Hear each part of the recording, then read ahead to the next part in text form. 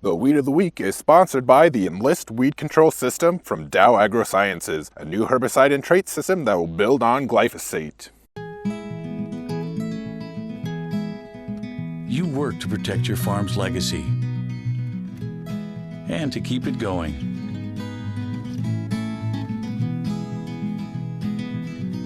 Introducing the Enlist Weed Control System, an advanced herbicide and trait system that will build on glyphosate for exceptional control of tough weeds. The next chapter begins.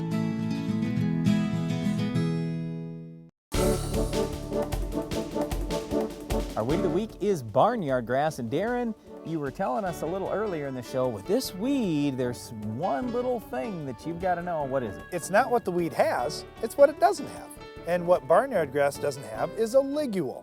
Now with most grass weeds, when you take the leaf blade and you bend it back away from the stalk, you can kind of look right on the top of it and you can see that ligule right where it hooks up with the stem.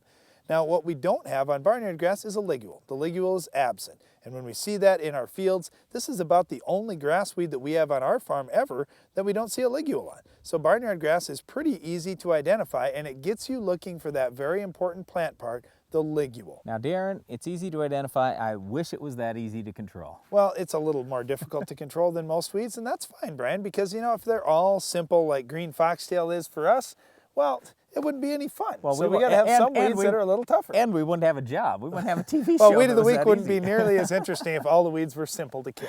Okay, so here's what we want you to do. In soybeans, it's going to be relatively easy because soybeans are a broadleaf crop and this is a grass. Just start with Treflan, Sonalan, or Prowl, follow up with Select Max, bam, done. All right, let's get to the tougher ones. That's wonderful, but here's what I do. Now, when we talk about corn, you say it's tougher to kill in a grass crop. Yep. It's fine when we have options like Liberty and Roundup. So if you have corn that you can spray Liberty on or Roundup on, they really help out a lot because, let's face it, accent wasn't that great on barnyard grass, and if we were going to get it, I mean, it would have to be so small. Yeah, but so the problem we really like is, having that. The problem is Roundup-resistant barnyard grass, then what? Well, then you're going to have to spray Liberty. That's about your only choice post-emerge. Yep. Yeah, you could do accent again, but again, you've got to be out there when that stuff is an inch tall or less to be real effective.